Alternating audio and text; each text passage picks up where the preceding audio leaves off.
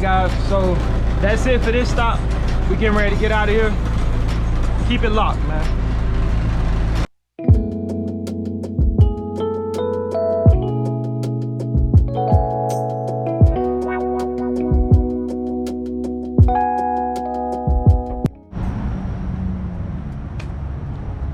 What up, guys? So we're done with this stop and done for the day.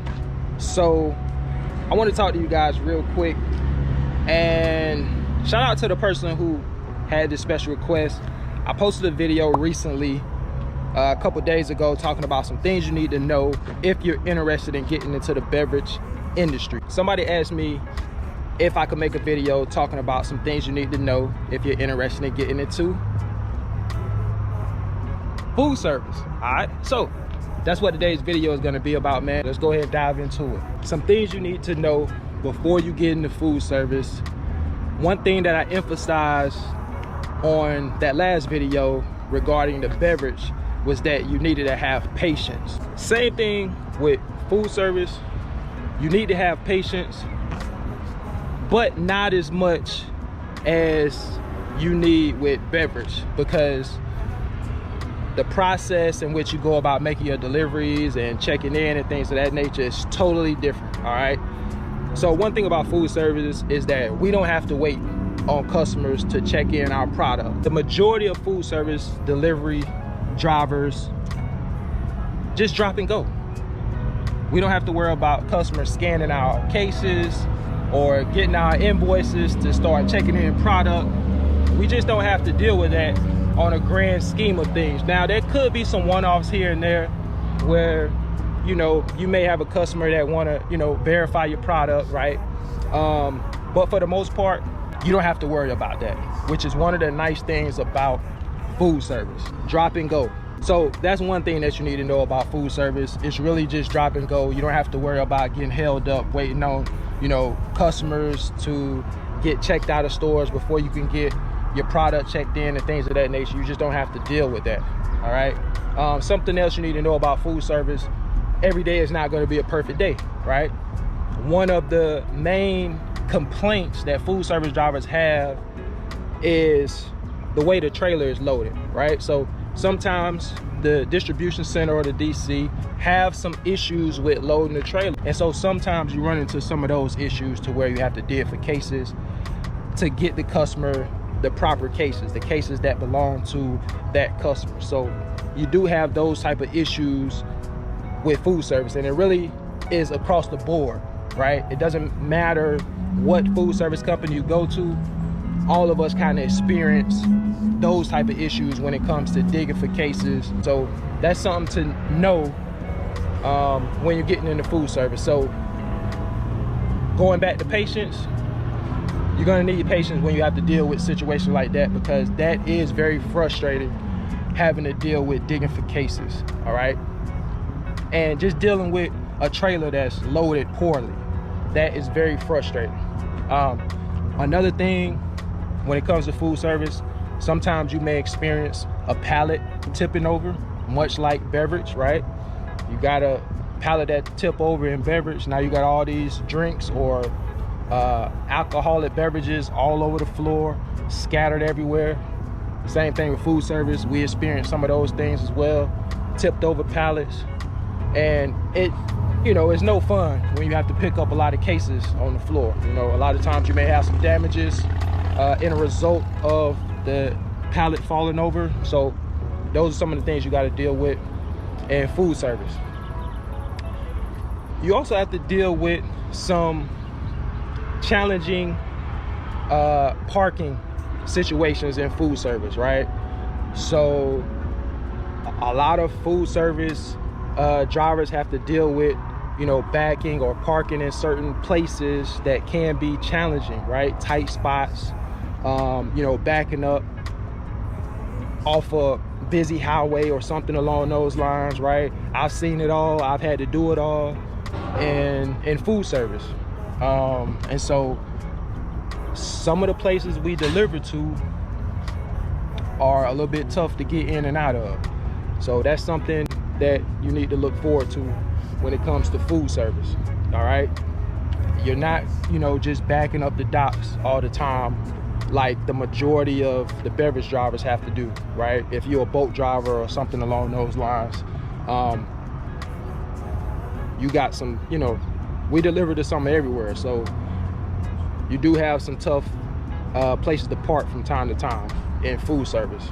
Something else in food service, we have ramps and lift gates depending on what company you work for, right?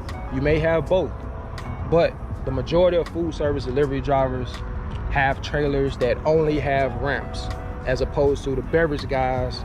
A lot of those guys, the majority of them have lift gates and electric jacks.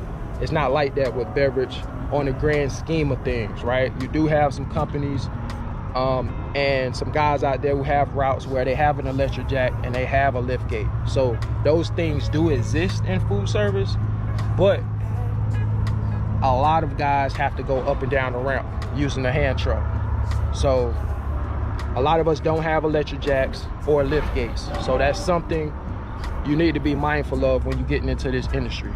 Not only that, we're using that hand truck touching every case on this trailer, unless you have a customer where, you know, you're just dropping a pallet, which what we consider to be, you know, a pallet drop or a key drop, to where you don't have to touch any of those cases. You just drop the whole pallet there and then you just go on about your merry way. Or, you know, 3 pallets at least, right? Because in food service we have cooler, dry, and freezer sections. That's how our product is separated on our trailers: cooler, dry, and freezer. So that's something else you need to know, right? So customers will have designated areas where they want these particular items at. So for example, when you go into a customer is going to have a cooler, a freezer, and a dry storage area where they want you to place the product at. All right, so you just put everything into those spots accordingly in food service, right? Everything doesn't go in just one spot, right? So that's another thing to know in food service. But again, those are just some of the things you have to know before getting into this business. A lot of our routes are overnight. So you start in, you know, early morning hours, could be midnight, could be 1 o'clock in the morning, 2 o'clock. It could be earlier. right? I've talked to some guys that start at 10 p.m. Some guys start at 7 p.m. It just depends on what food service company you work for and what you're doing. So those things is something to look forward to. If you're a chain delivery driver like me, I deliver to restaurants. Look at this parking lot right here. Now, there's cars here right now. There's a few cars here in the parking lot. These employees just got here. But look how much space I have to maneuver in this parking lot, right? So usually, you know, it's pretty empty. So one thing about chain delivery drivers is that you delivering to restaurants with big parking lots. So you have a lot of room to maneuver because you have a bigger trailer coming in, right? So usually a lot of the chain drivers, you're gonna have a bigger trailer. This is a 50-foot trailer that I'm in right now, but chain drivers, you could be in a 48, a 50, a 53, just depends on, you know, the company. So when you're running chain, one of the benefits I think to running chain is that you are delivering to some of these restaurants where you have a lot of room to maneuver in some of these parking lots. Now you may come across some where, you know, it's a little bit tighter, but typically you're not gonna have that many people in the parking lot during the time you make your delivery, right? Unless you're running late or something along those lines. That's really one of the main reasons why chain drivers start earlier than a lot of the street routes, is because we try to get in and out of these customers before people start coming into the parking lots. Now, you still will have probably some customers where it's a little bit, you know, busier, but for the most part, chain drivers, we try to get to these customers before people start piling up into these parking lots. Unlike the street routes, the local guys that are home every day, a lot of those guys have to go to some really congested areas to do their jobs, right? Sometimes you may have to park to where you're blocking up one lane of traffic to make a delivery to a customer. You run through all type of different situations when you're local and you're delivering, you know, during business hours to some of these locations. So, you know, it's a little bit more challenging to get in and out of places. That's another thing to be aware of, all right?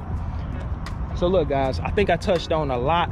All my food service guys, drop it in the comments, man. Let me know some other things that people need to know before getting into this business, okay? Look, I'm gonna get ready to get out of here. Until the next video, guys, I'll catch you guys later. Y'all take care. Peace.